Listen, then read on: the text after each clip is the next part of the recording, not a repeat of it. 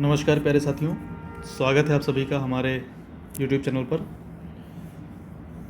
भारतीय संविधान के अध्यायों को पढ़ते हुए कल हमने मूल अधिकार के विषय में संपूर्ण पढ़ा। मूल अधिकार के अनुच्छेद 20 से लेकर अनुच्छेद 32 तक। अनुच्छेद 32 जिसे संविधान की आत्मा बाबा साहब भीमराव अम्बेडकर द्वारा कहा गया है, वहाँ तक हमने पढ़ा है। उम्मीद करते हैं आप सभी लेक्चर्स का नोट बना रहे होंगे, अच्छे से पढ़ रहे होंगे और रिवीजन भी कर रहे होंगे। ये बहुत महत्वपूर्ण टॉपिक हैं जो हम आपको पढ़ा रहे हैं पॉलिटी के माध्यम से। ज्योग्राफी की भी बहुत महत्वपूर्ण क्लासेस चल रही हैं, अन्य विषयों की क्लासेस भी शीघ्र शुरू कर दी जाएंगी, कोशिश की जा रही है। तो अब हम आगे बढ़ते हैं भाग 4 की ओर, जिन्हें राज्य के नीति निश्चय तत्व या आंग्ल भाषा में बोले तो directive principles of state policy कहा गया है। आज हिंदी दिवस भी है, तो आप इसे अच्छे से मनाइए और अधिक से अधिक कार्य हिंदी में करने की कोशिश करिए। शासकीय कार्य तो हम लोगों को हिंदी में करना ही होता है, हम लोगों को हिंदी पखवाड़ा मनाना होता है, और साथ ही हिंदी भाषा क्षेत्र में होते हुए कार्यालय में हिंदी में अधिक से अधिक कार्य करना भी रहता है। ठीक है, तो हम लोग करते हैं। आप भी हिंदी दिवस मनाइए, हिंदी भाषी होने के प्रति गर्व महसूस करिए, गौरवान्वित है, यह हमारी भाषा है। निज भाषा की उन्नति के लिए कार्य कीजिए, जैसे भारतेंदु हरिश्चंद्र जी ने कहा है। और हिंदी का असली उत्थान तो तब माना जाएगा जब, अभी आप देखते हैं जब आप पेपर देते हैं तो हिंदी भाषा में प्रिंटेड पेपर होता है, उसके विषय में क्या लिखा जाता है कि अंग्रेजी का जो अनुवाद होगा, किसी भी वाद की स्थिति में अंग्रेजी का अनुवाद मान्य होगा। पर हम कोशिश करेंगे, हो सकता है आगे हम लोगों के सामने ऐसा आए, कभी वह भी दिन आए कि प्रतियोगी परीक्षाओं के प्रश्न पत्र में लिखा हो कि अंग्रेजी की भाषाई अशुद्धियों के लिए हिंदी भाषा में छपे प्रश्न को मानक माना जाए। ठीक है, और कभी ऐसा भी दिन आए कि जो शासकीय पत्र आते हैं वह हिंदी में है और उनमें लिखा हो कि अंग्रेजी अनुवाद भी प्रेषित किया जा रहा है। इसी शुभकामना के साथ आगे बढ़ते हैं, अपनी क्लास शुरू करते हैं। और आज हम पढ़ेंगे राज्य की नीति निर्देशक तत्व, directive principle of state policy. इनके नाम से ही स्पष्ट है कि यह राज्य के लिए किसी भी प्रकार की, अगर राज्य किसी भी प्रकार के कानून बनाता है, कोई नियम बनाता है, तो उसको निर्देश देने के लिए इन तत्वों को संविधान में शामिल किया गया है। ठीक है, निर्देशक तत्वों को एक मशहूर संविधानवेत्ता हैं ग्रैनविल ऑस्टिन नाम के, इन्होंने निर्देशक तत्व और हमारे जो मूल अधिकार हैं इनको संविधान की मूल आत्मा कहा है, ग्रैनविल ऑस्टिन ने। ठीक है, तो क्या होता है, कोई भी जो संप्रभु राष्ट्र होता है उसके निर्माण में मौलिक अधिकार और नीति निर्देशक तत्वों की बहुत ही महत्वपूर्ण भूमिका होती है। ठीक है, यह राज्य के नीति निर्देशक तत्व जो होते हैं ये लोकतांत्रिक संवैधानिक विकास जो होता है इसके नवीन तत्व माने जाते हैं। ठीक है, और भारतीय संविधान विश्व के कुछ गिने हुए संविधानों में से है जिनमें यह तत्व लिए गए हैं। तो भारतीय संविधान में यह तत्व कहाँ से लिया गया है, किस देश के संविधान से लिया गया, आपको पता होना चाहिए। हम भारतीय संविधान में नीति निश्चय तत्व तो आयरलैंड के संविधान से ग्रहित है, आयरलैंड के संविधान से। अगर कोई पूछे आयरलैंड के किस संविधान से ग्रहित है, तो यह 1937 में बना था आयरलैंड का संविधान, उससे ग्रहित है, 1937 में निर्मित। अभी जहाँ तक नॉर्मल आपको बुक्स में मिल जाएगा, बहुत कम जगह ऐसा मिलेगा कि यह जो आयरलैंड के संविधान से नीति निश्चय तत्व लिया गया, तो आयरलैंड के संविधान ने यह नीति निश्चय तत्व कहाँ से लिए थे, तो आयरलैंड के संविधान ने यह नीति निश्चय तत्व स्पेन के संविधान से ग्रहण किए थे। ठीक है, यह भी आपको पता होना चाहिए। अब क्या इनकी उपयोगिता है, इनकी उपयोगिता यह है कि जब भी राज्य की कार्यपालिका या विधायिका कुछ भी कार्य करती है तो इनमें जो दर्शन दिए हुए हैं नीति निश्चय तत्वों में 3 प्रकार के मुख्यतः दर्शन दिए हुए हैं, सामाजिक, राजनीतिक और आर्थिक। 3 प्रकार के दर्शन दिए हुए हैं। इन 3 प्रकार के दर्शन का ध्यान रखना अनिवार्य होता है। यह मार्गदर्शक के समान है, न्यायालयों के लिए भी मार्गदर्शन करते हैं और न्यायिक समीक्षा में भी सहायक होते हैं। ठीक है, नीति निर्देशक तत्व मूल रूप से जनहित के उद्देश्य से किए जा रहे कार्यों के लिए उत्प्रेरणा स्रोत होते हैं। समझ गए आप? इनका मूल सामूहिक रूप से जो उद्देश्य होता है आर्थिक, सामाजिक, लोकतंत्र की रचना करना है और कल्याणकारी राज्य की स्थापना करना है। कल्याणकारी राज्य की स्थापना के लिए यह होते हैं, नोट कर लीजिए आप, कल्याणकारी राज्य की स्थापना। इन राज्य के नीति तत्वों का मूल स्रोत यही होता है, इनका मूल उद्देश्य कल्याणकारी राज्य की स्थापना करना है। ठीक है, अब हम आते हैं अपने अनुच्छेदों की ओर जो आपसे प्रश्न में पूछे जाते हैं। अनुच्छेद 36 में भी राज्य की वही परिभाषा दी गई है, राज्य की परिभाषा दी गई है, और अनुच्छेद 36 में भी राज्य की वही परिभाषा दी गई है जो अनुच्छेद 12 में दी हुई थी। अनुच्छेद 12 में राज्य की क्या परिभाषा दी है, कमेंट करके आप बताइए। अनुच्छेद 37, अगला अनुच्छेद 37 आता है। अनुच्छेद 37 आपको क्या कहता है? अनुच्छेद 37 के अनुसार ये तत्व किसी भी न्यायालय में लागू नहीं करवाए जा सकते हैं, अर्थात ये गैर न्यायोचित हैं।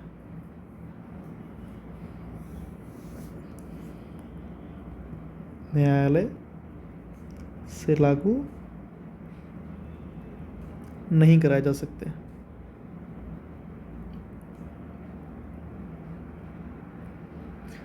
अर्थात यह राज्य के लिए नैतिकता पर आधारित हैं, राजनीतिक स्वरूप रखते हैं, पर यह तत्व वैधानिक नहीं है। नीति निषेध तत्व की वैधानिक बाध्यता नहीं है कि राज्य इसे लागू ही करे, और जनता के लिए भी कर्तव्य नहीं है ये, ठीक है, परंतु नैतिकता के रूप में यह बहुत आवश्यक हैं। यह राज्य के लिए एक ऐसे निर्देश हैं कि राज्य कानून निर्माण में इन आदर्शों का पालन करे बस। ठीक है, हम देखते हैं अब आगे कौन कौन से अनुच्छेदों में यह मिलते हैं। ठीक है, तो सबसे पहले हम बात करते हैं अनुच्छेद 38। अनुच्छेद 38 39 से लेकर 40 को छोड़ दीजिए, अगर अनुच्छेद 39 से अनुच्छेद 39 आप ये चीज़ नोट कर लीजिएगा, यह आपको बहुत कम जगह मिलेगा। अनुच्छेद 38 39 39A 40 42 43 और 47, ये जो आपके नीति निषेध तत्व होते हैं, सारे अनुच्छेद हैं। ये नीति निषेध तत्व आपके सामाजिक या समाजवादी सिद्धांत हैं। नोट कर देता हूँ, सामाजिक या समाजवादी सिद्धांत। ठीक है, अभी इनको नोट कराएंगे जब, तब आपको समझ में आएगा कि ये ऐसा क्यों कहा जाता है इनके विषय में। ठीक है, और जो अनुच्छेद 40 44 50 और 51, ये जो आपके होते हैं ये राजनीतिक नीतियों से संबंधित होते हैं, राजनीतिक नीतियों से संबंध। ठीक है, और जो गांधीवादी सिद्धांत होते हैं, एक प्रकार से है गांधीवादी सिद्धांत। गांधीवादी सिद्धांत जैसे अनुच्छेद 40 में आ जाता है, अनुच्छेद 43B 43, अनुच्छेद 46, अनुच्छेद 47। ठीक है, इनमें गांधीवादी सिद्धांतों की झलक मिलती है। तो चलिए हम एक एक अनुच्छेद करके आपको हम पढ़ाते हैं और इनके विषय में आपको बताते हैं। ठीक है,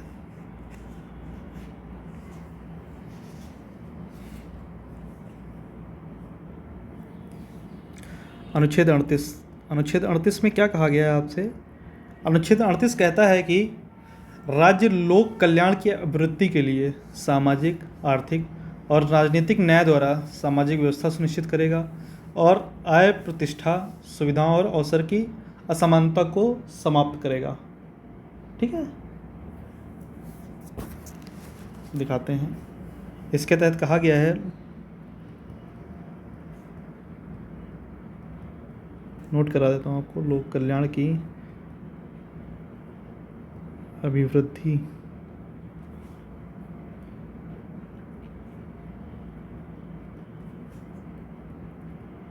के लिए किस प्रकार के दर्शन किए गए हैं? सामाजिक, आर्थिक और राजनीतिक न्याय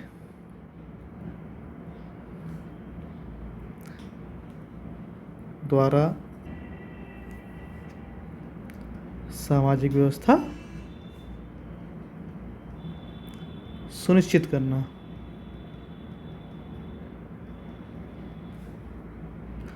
साथ ही किस पर बल दिया गया है? किस किस चीज़ को बढ़ाने के लिए? आय बढ़ाने के लिए, प्रतिष्ठा, सुविधाएं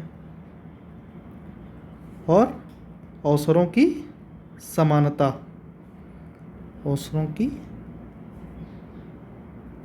समानता बढ़ाने पर जोर देगा। ठीक है, ये सारे सकारात्मक हैं। मूल अधिकार नकारात्मक होते थे अपनी प्रकृति में, परंतु नीति निषेध तत्व अपनी प्रकृति में सकारात्मक है।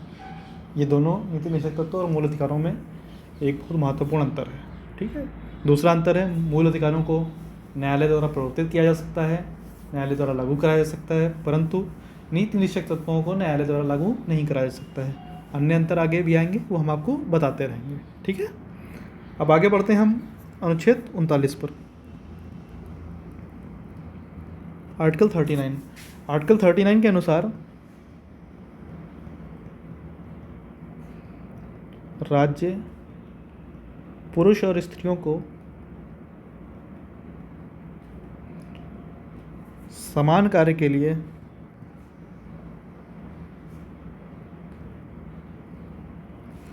समान वेतन, साथ में क्या कहा गया है, सभी नागरिकों के लिए जीविका, इसको जीविकोपार्जन भी बोल देते हैं शब्द, जीविका चलाने हेतु। ठीक है, ये नहीं है, माफ कीजिएगा, पूरा हटा देता हूँ।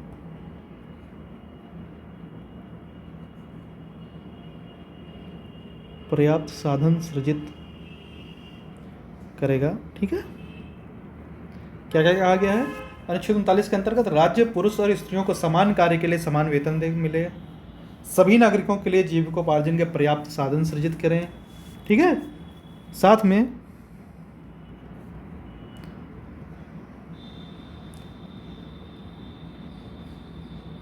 सामाजिक हित से अभिप्रेरित होकर भौतिक संसाधनों का सम वितरण व धन के संकेंद्रण को रोकना। ठीक है, भौतिक संसाधनों का, जितने भी भौतिक संसाधन हैं इनका समान वितरण हो, भौतिक संसाधनों का सम वितरण यानी कि समान वितरण हो। ठीक है, और धन का संकेंद्रण रोका जाए, धन का संकेंद्रण रोकना। ठीक है, यानी धन किसी एक व्यक्ति के पास संग्रहित ना हो पाए। एक्चुअली अभी ये हो रहा है, धन कुछ ही व्यक्तियों के पास संग्रहित है। भारत की जीडीपी, अभी हाल ही में पिछले कुछ दिनों में समाचार में आपने सुना होगा, भारत की जीडीपी ने इंग्लैंड की भी जीडीपी को पीछे कर दिया है। पर इसके साथ ही भारत में बेरोजगारी, गरीबी और भुखमरी की दर भी बहुत ही अधिक है। तो एक तरफ देखा जाए ओवरऑल जीडीपी के मामले में भारत बहुत धनी होता जा रहा है, साथ में गरीबी भी उसी हिसाब से बढ़ रही है, गरीबी का दर भी बढ़ रहा है, बेरोजगारी भी बढ़ रही है। तो ऐसा क्या हो रहा है, ऐसा इसलिए है कि धन का संकेंद्रण कुछ लोगों के पास है, कुछ प्रतिशत लोगों के पास इतना धन है कि देश का करीब 60 से 70% धन माना जाता है मात्र 5% लोगों के पास है। तो आप यह असमानता देख ही रहे होंगे, यह एक सामाजिक असमानता है, इसे दूर नहीं किया जा सका है अभी तक। आगे बढ़ते हैं, अनुच्छेद 39A, एक अनुच्छेद इसी में जुड़ा हुआ था 39A। ठीक है, अनुच्छेद 39A के तहत क्या कहा जाता है, अनुच्छेद 39A के तहत बोला गया है समान न्याय और गरीबों को निःशुल्क जो कानूनी सहायता उपलब्ध कराना। ठीक है, सभी को समान न्याय और गरीबों को निःशुल्क कानूनी सहायता, कानूनी या आप चाहें तो इसको हिंदी में लिखेंगे तो विधिक, समझ जाएंगे आप। अनुच्छेद 39A में कहा गया। ठीक है, और अनुच्छेद 40, या दोनों जो अनुच्छेद 38 हैं और अनुच्छेद 39 हैं, ये समाजवादी सिद्धांत हैं। ठीक है, इन्हें समाजवादी सिद्धांत कहा जाता है। अभी हम राजनीतिक नीति सिद्धांत देखते हैं, अनुच्छेद 40, इसे गांधीवादी सिद्धांत भी बोला जाता है। ठीक है, गांधीवादी सिद्धांत का दर्शन का झलक भी इसमें आपको होगा। देखिए सामाजिक क्यों कहा गया, अनुच्छेद 38 देखिए, अनुच्छेद 38 में भी लोक कल्याण के व्यक्ति सामाजिक, आर्थिक, राजनीतिक न्याय द्वारा, न्याय की स्पेलिंग देखिए गलत लिख दिया है, आप लोग समझ जाएंगे, ना तो समझदार हैं। ठीक है, सामाजिक व्यवस्था सुनिश्चित करना, आय और प्रतिष्ठा और सुविधाओं और अवसरों की समानता बढ़ाना। अनुच्छेद 39 में कहा गया पुरुष और स्त्रियों का समान कार्य के लिए समान वेतन।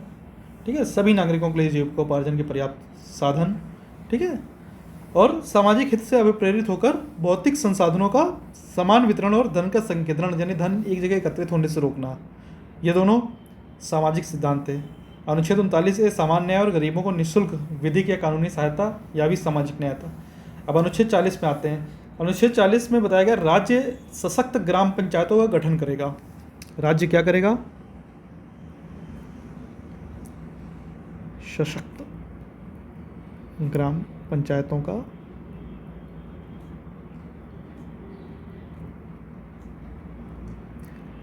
यह एक हिसाब से राजनीतिक न्याय है, राजनीतिक नीति है कि राज्य सशक्त ग्राम पंचायतों का गठन करे। ग्राम पंचायतें ऐसी होनी चाहिए जो खुद में सक्षम हो, ऐसी नहीं होनी चाहिए कि बस ग्राम पंचायत नाम की तरह बैठा दी गई है, कोई भी कार्य नहीं है, कोई भी शक्ति नहीं है। अभी आज के डेट में ग्राम पंचायतों को थोड़ी बहुत शक्तियाँ दी गई हैं। ग्राम पंचायतें त्रिस्तरीय रूप से पंचायतें हमारे पास हैं, त्रिस्तरीय रूप की। इसे गांधीवादी दर्शन भी कहा जाता है, क्योंकि गांधीवादी दर्शन या गांधी जी का जो सिद्धांत है, गांधी जी का जो दर्शन था, उसके हिसाब से जो स्वशासन था, स्वशासन का जो केंद्र है, उन्होंने गांव को माना था। गांव से ही शासन शुरू होना चाहिए। गांव या नगर जो छोटी इकाई होती है, वहीं से शासन शुरू होना चाहिए, गांधी जी का दर्शन था। आप इसके विषय में गांधी जी का दर्शन पढ़ सकते हैं, उन्होंने किस प्रकार के राजनीतिक दर्शन की बात की है, तो ये गांधीवादी दर्शन में भी माना जाता है। ठीक है, अब आगे बढ़ते हैं अनुच्छेद 41 के तरफ। अनुच्छेद 41 हमारा क्या कहता है? अनुच्छेद 41 फिर से समाजवादी सिद्धांत में आ जाता है। अनुच्छेद 41 कहता है काम पाने, शिक्षा पाने और बेकारी और बुढ़ापा, बीमारी या निःशक्तिकरण की दशा में लोक सहायता का अधिकार। ठीक है, राज्य लोक सहायता का अधिकार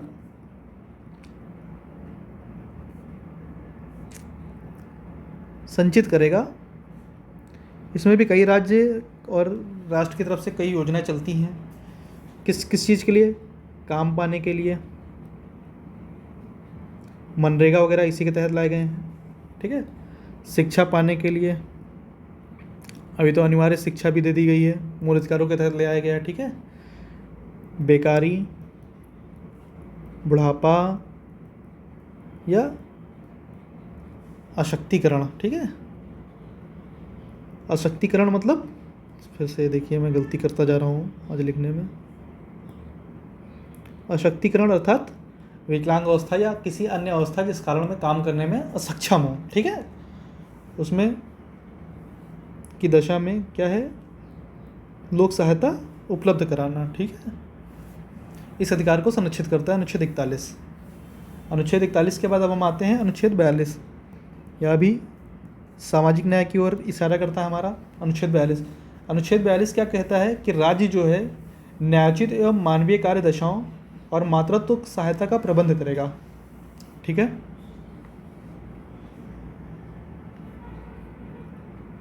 काम की न्याय संगत, ठीक है, और मानवोचित दशा एंड मातृत्व सहायता यह राज्य उपलब्ध कराएगा।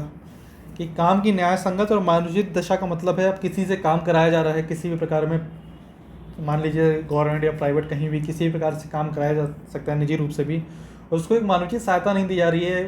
जैसे मानवों से कार्य लेने से पशुओं के बराबर उसे जो इन्वायरमेंट है, माहौल है, वो दिया जा रहा है, तो इसके विरुद्ध राज्य नियम लाएगा। राज्य प्रयास करेगा कि जो भी कार्य कर रहा है उससे एक मानवोचित और न्यायोचित कार्य कराया जाए। ठीक है, न्याय संगत कार्य हो, या ना हो कि उससे बहुत अधिक कार्य लिया जा सकता है। कार्य के घंटे निर्धारित कर दिए गए, एक हफ्ते में आप कितने दिन कार्य ले सकते हैं, कार्य की न्यूनतम दशाएं क्या होनी चाहिए, न्यूनतम वेतन क्या होना चाहिए, ये सब इन्हीं के तहत डिसाइड किए गए हैं। ठीक है, और मातृत्व और प्रसूति की सहायता भी इसी के तहत डिसाइड की गई है। ठीक, अब बढ़ते हैं अपने अनुच्छेद 43 की ओर। अनुच्छेद 43 भी आपका समाजवादी सिद्धांत ही है। कौन कौन से सिद्धांत समाजवादी हैं, कौन से राजनीतिक हैं, इसके विषय में हमने आपको पहले लिस्ट दे दी है, तो आप उसमें से आप देखते रहिएगा। अनुच्छेद 43 पे आते हैं। आर्टिकल 43 क्या कहता है? आर्टिकल 43 कहता है जो सभी कर्मकार हैं, यानी काम करने वाले जितने हैं, सभी कर्मकारों के लिए निर्वाह मजदूरी, शिष्ट जीवन स्तर तथा सामाजिक और सांस्कृतिक अवसर प्रदान कराया जाएगा। ठीक है, ऐसी व्यवस्था करेगा। ठीक है, सभी कर्मकारों के लिए। कर्मकार यानी कर्मचारी, आप समझ सकते हैं। इनके लिए क्या किया जाएगा? निर्वाह मजदूरी, जो मिनिमम वेतन दिया जाता है। ठीक है, और क्या होगा इनके लिए? शिष्ट जीवन स्तर, यानी जीवन स्तर एक शिष्टता वाला हो, जैसा हम आज सिविल जिंदगी जीवन जी रहे हैं इस प्रकार का हो। ठीक है, और सामाजिक और सांस्कृतिक अवसर।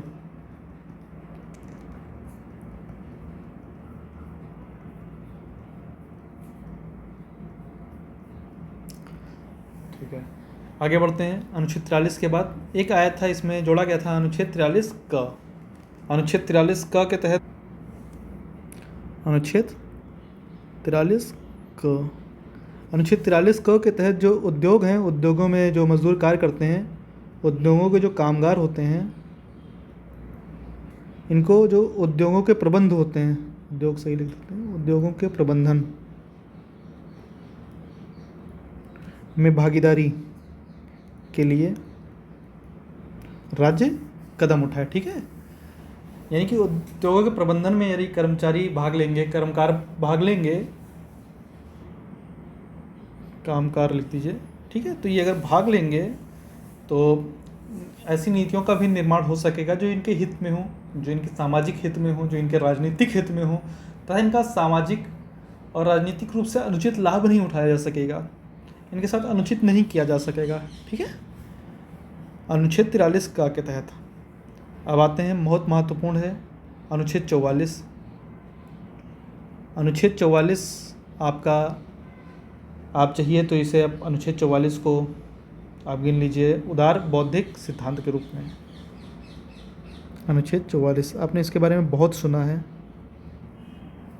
ठीक है, और अनुच्छेद 44 राजनीतिक नीति से भी संबंधित है और उदार जो है बौद्धिक सिद्धांत भी है। ठीक है, इसके तहत कहा गया है संपूर्ण भारत के लिए, सभी नागरिकों के लिए समान नागरिक संहिता, यह बहुत चर्चा में है।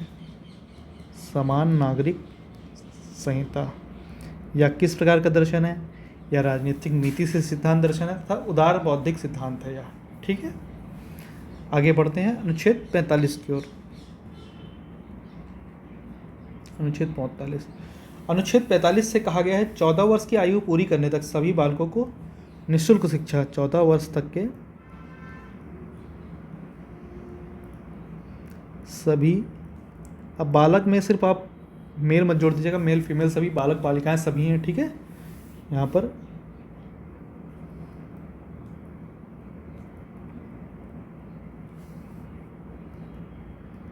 निःशुल्क व अनिवार्य शिक्षा, यह भी राज्य का दायित्व होगा। अनुच्छेद 45 के तहत यह लाया गया है। यह भी उदार बौद्धिक सिद्धांत है।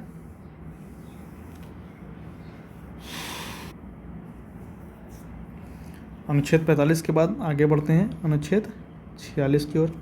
अनुच्छेद 46 में कहा गया है कि जो अनुसूचित जाति और जनजाति के जो लोग हैं, अनुसूचित जनजाति, साथ ही जो समाज के जो कमज़ोर वर्ग हैं, समाज के कमज़ोर वर्ग, अनुच्छेद 46 में कहा गया है अनुसूचित जाति, अनुसूचित जनजाति और समाज के जो कमज़ोर वर्ग हैं, इनके शैक्षणिक और आर्थिक हितों का प्रोत्साहन, लिख देता हूँ आपके लिए, शैक्षणिक आर्थिक हितों का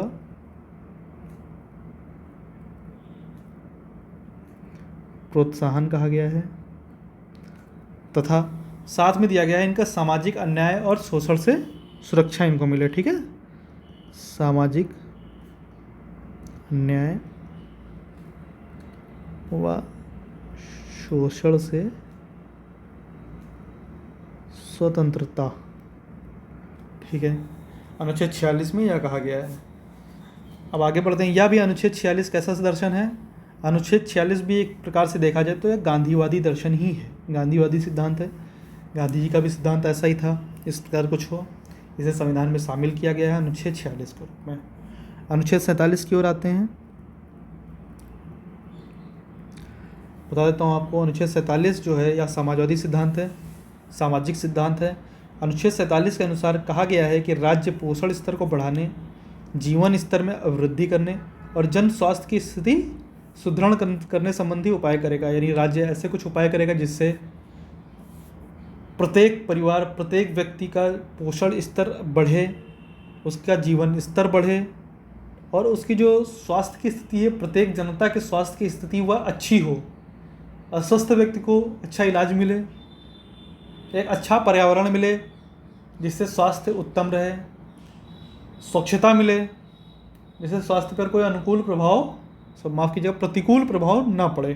ठीक है, क्या क्या कहा गया है? राज्य पोषण स्तर,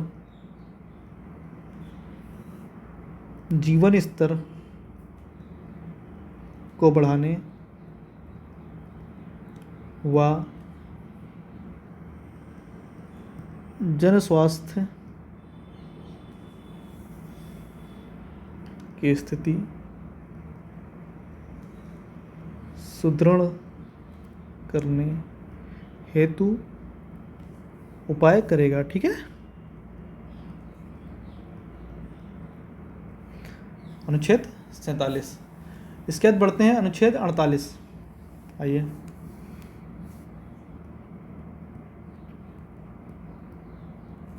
अनुच्छेद 48 में क्या कि दुधारू पशु जैसे गाय, बछड़ा और भी जो अन्य दुधारू पशु हैं, इनकी बलि पर रोक लगाना और इनकी नस्लों में सुधार को प्रोत्साहन देना, यह एक प्रकार से गांधीवादी सिद्धांत है।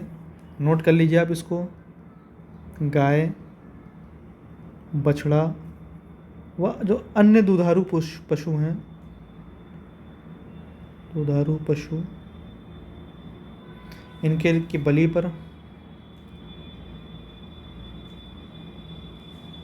रोक लगाना और इनकी नस्लों में सुधार हेतु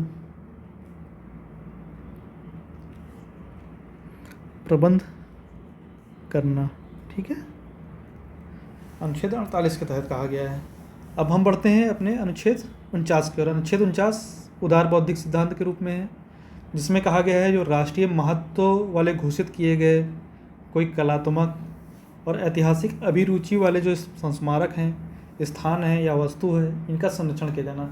आज देखिए, जो राष्ट्रीय स्मारक होते हैं, जो राष्ट्रीय स्मारक के रूप में जो कलाएं होती हैं, वस्तु होते हैं, उनके संरक्षण के लिए संस्थाएं बनी होती हैं। उनका संरक्षण जगह जगह पर किया जाता है, राष्ट्र करता है हमारा संरक्षण। इसी विषय में अनुच्छेद 49 में कहा गया है, या उदार बौद्धिक सिद्धांत। अगले पेज पे बढ़ते हैं। अनुच्छेद 49, अनुच्छेद 49 के तहत क्या कहा गया है? जो राष्ट्रीय महत्व के स्मारक हैं,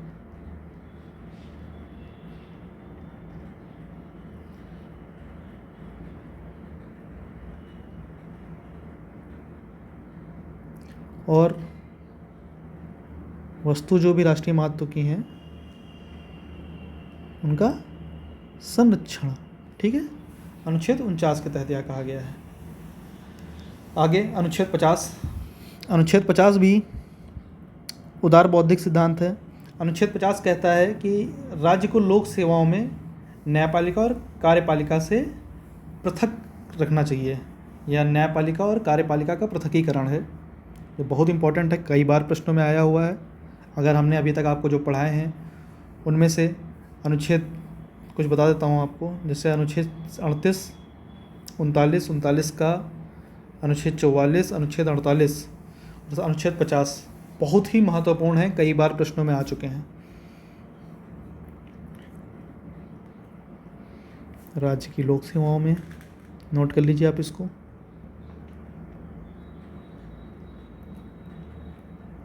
और न्यायपालिका, माफ़ कीजिएगा फिर से मैंने गलत लिख दिया,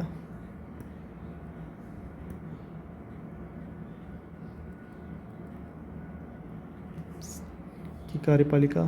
ठीक है, माफ़ कीजिएगा, वह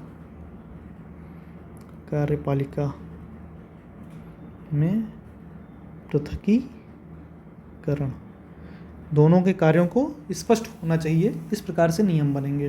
ठीक। अनुच्छेद 51 आज के हमारे राज्य के नीति निषेधक तत्वों का अंतिम अनुच्छेद। अनुच्छेद 51 के तहत यह भी उदार बौद्धिक सिद्धांत है। अनुच्छेद 51 के तहत कहा गया है कि अंतर्राष्ट्रीय शांति और सुरक्षा की अभिवृद्धि करना और राष्ट्रों के बीच न्यायपूर्ण और सम्मानपूर्ण संबंधों को बनाए रखना।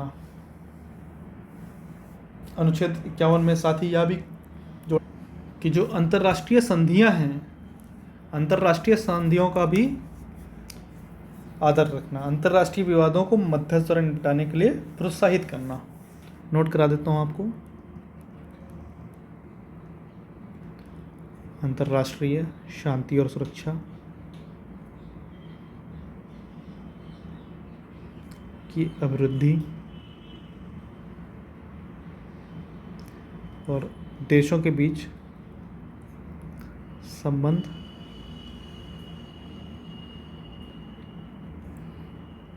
बनाए रखना। ठीक है, यह हो गया आपके नीति निर्देशक तत्व। आपको बताता हूँ मौलिक अधिकार और नीति निषेधक तत्व में कुछ भेद हैं। एक तरफ आप डाल लीजिए मौलिक अधिकार और एक तरफ लिख दीजिए नीति निषेधक तत्व।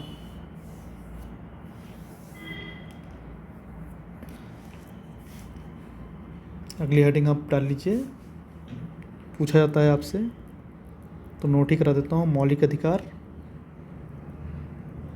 और एक तरफ आप लिख लीजिए नीति निदेशक तत्व।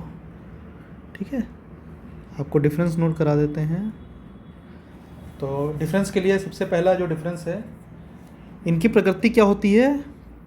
प्रकृति से नकारात्मक होते हैं। राज्य को हर चीज़ करने के लिए रोका जाता है इसमें। ठीक है, किसी भी कृत्य को करने के लिए रोकते हैं। और यह प्रकृति में कैसे होते हैं? सकारात्मक होते हैं। राज्य को प्रोत्साहित किया जाता है कि ऐसा कार्य करे, ऐसी भूमिका करे ना करे। ठीक है।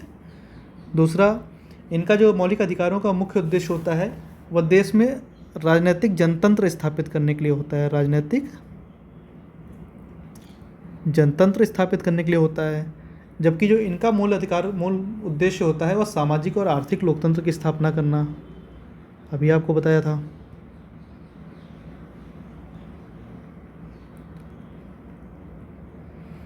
सामाजिक एंड आर्थिक लोकतंत्र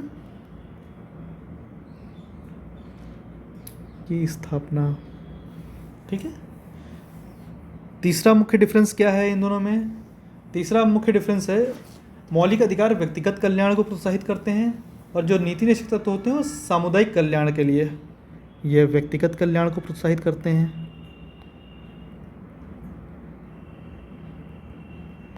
और जो इनका होता है यह सामाजिक,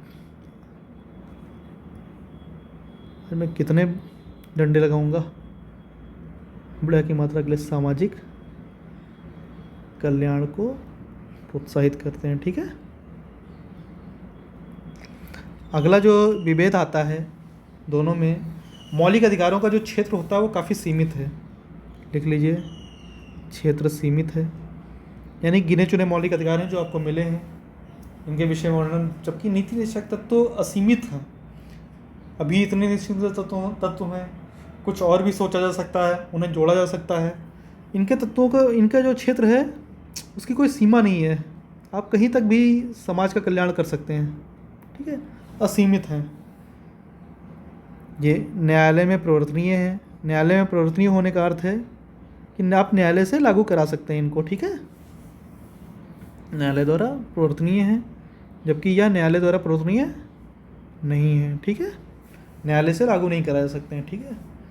और जो मौलिक अधिकार होते हैं यह किसी व्यक्ति को जन्म से, समाज में रहने से स्वतः मिलते हैं। ठीक है, मौलिक अधिकार स्वतः लागू होते हैं, इनको लागू नहीं करने की आवश्यकता पड़ती है, स्वतः लागू हैं।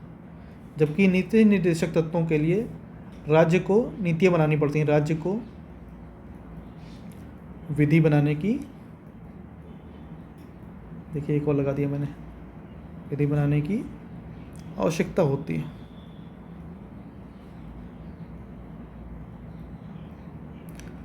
ठीक है, समझ गए आप। नीति निश्चित तत्व भी इससे भी संबंधित कुछ वाद हैं, जैसे एक मद्रास बनाम चंपकनवाद है, 1951 में हुआ था। इसमें सुप्रीम कोर्ट ने माना था यदि मौलिक अधिकार और नीति तत्व को लेकर कोई गतिरोध उत्पन्न होता है तो मौलिक अधिकारों को वरीयता दी जाएगी। और गोलकनाथ बनाम पंजाब राज्य में माना था कि नीति निषेध तत्व में भी संशोधन नहीं किया जा सकता है। ठीक है, अर्थात मौलिक अधिकारों में संशोधन नहीं किया जा सकता है, वहाँ यह माना गया था गोलकनाथ बनाम पंजाब राज्य में। जब भाग 4 में जो 36 से 51 तक आपको हमने नीति निषेध तत्व पढ़ा है, इनसे बाहर भी कुछ निर्देशक तत्व हैं, नोट कर लीजिए। भाग 4 से बाहर निर्देशक तत्व ये कौन कौन से हैं? एक है आर्टिकल 325, अनुच्छेद 325। अनुच्छेद 325 में क्या है कि सेवाओं में SC ST के लिए नियुक्तियों के दावे को प्रशासन की दक्षता को ध्यान में रखकर स्वीकार किया जाएगा। जो प्रशासन ने जो दक्षता दी हुई है किसी भी सेवा के लिए, उसको ध्यान में रखते हुए जो सेवाएं हैं उनमें SC ST की नियुक्तियों के दावों को स्वीकार किया जाएगा। ठीक है, नोट करा देता हूँ। सेवाओं में अनुसूचित जाति, अनुसूचित जनजाति के लिए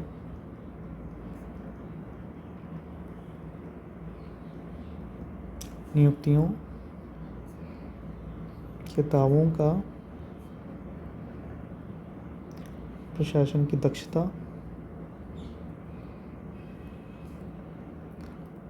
को ध्यान में रखकर स्वीकार किया जाना।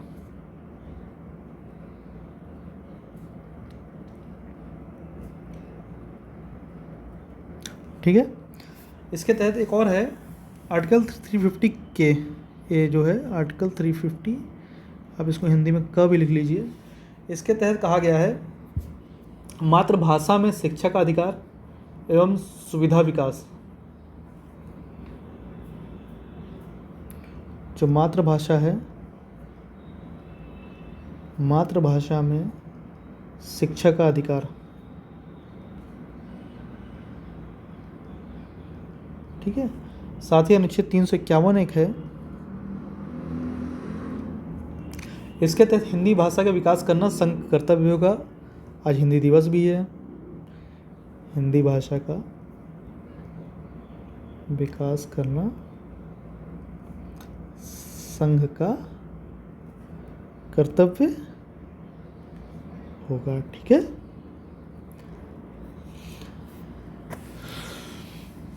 ये हमारे नीति तत्व आज समाप्त हुए। अब आगे बढ़ते हैं मौलिक कर्तव्यों की ओर। मौलिक कर्तव्य, चलिए नए पेज पे नोट कराते हैं, नई चीज़ है,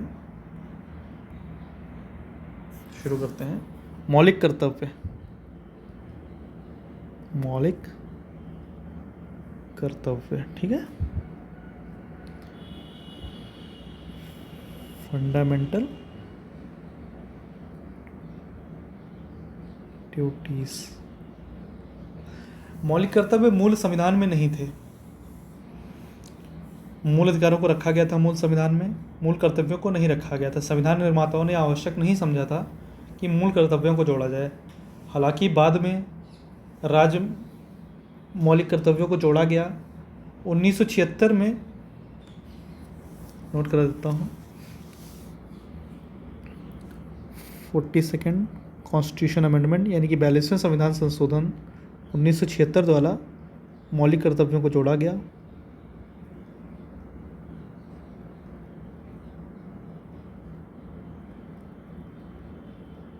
और ये जो मौलिक कर्तव्य जोड़े गए थे, कौन कौन से मौलिक कर्तव्य जोड़े जाएं, कैसा जोड़ा जाए, ठीक है, इसके लिए सरदार स्वर्ण सिंह की अध्यक्षता में एक समिति का गठन हुआ था जिनकी सिफारिशों पर जोड़ा गया।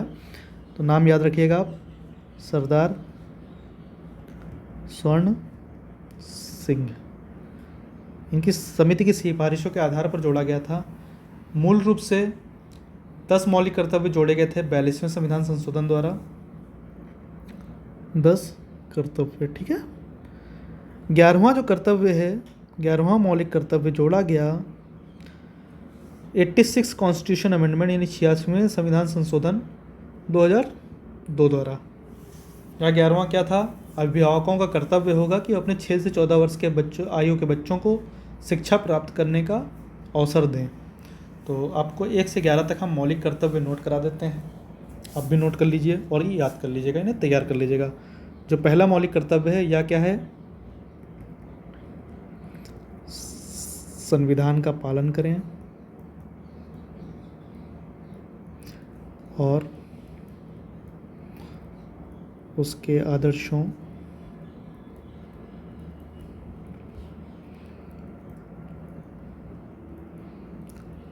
संस्थाओं,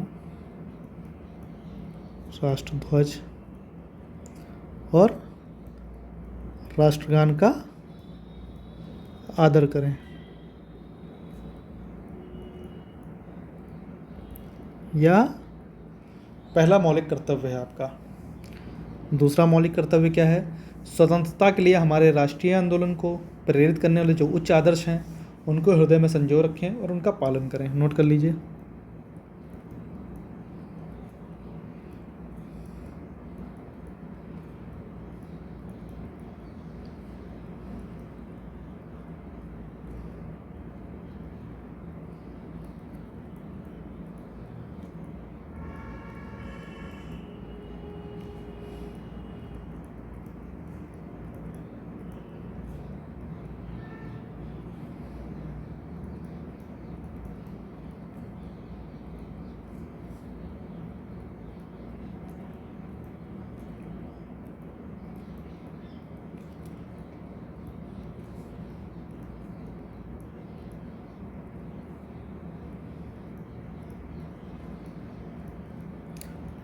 ठीक है। तीसरा हमारा मौलिक कर्तव्य क्या है? भारत की संप्रभुता, एकता और अखंडता की रक्षा करें और उसे अक्षुण्ण बनाए रखें, यानी कि उस जैसी है वैसी बनाए रखें, उस पर कोई समस्या ना आने पाए। ठीक है।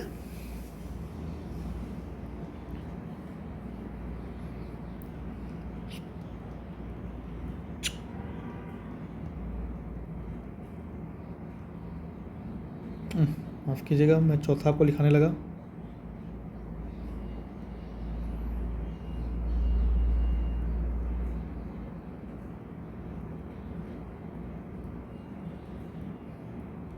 भारत की संप्रभुता, एकता और अखंडता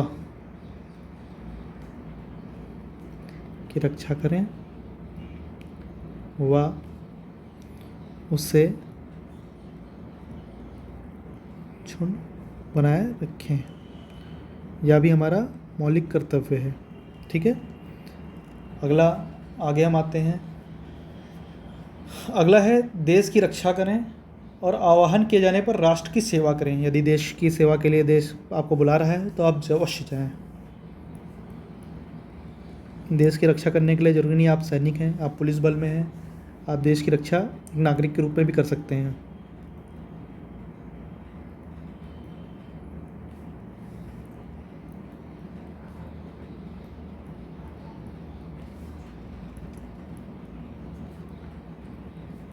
राष्ट्र की सेवा करें। अगला जो आपका मूल कर्तव्य है, पांचवा मूल कर्तव्य है भारत के सभी लोगों में समरसता और समान भ्रातृत्व की भावना का निर्माण करें, जो धर्म, भाषा, प्रदेश या वर्ग पर आधारित सभी भेदभाव से परे हो। ऐसी प्रथाओं का त्याग करें जो स्त्रियों के सम्मान के विरुद्ध हैं।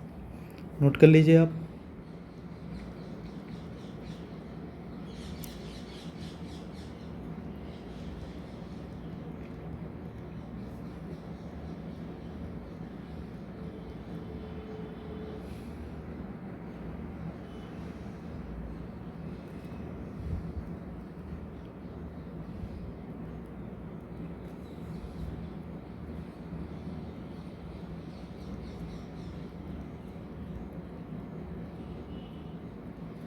निर्माण करें जो धर्म,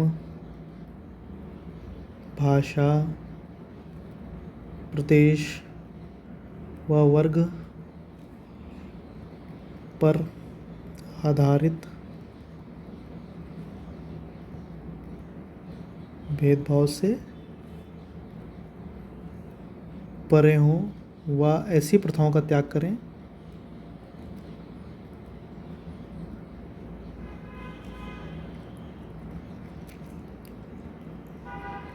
जो स्त्रियों के सम्मान के विरुद्ध हो। फिर से गलत लिख दिया।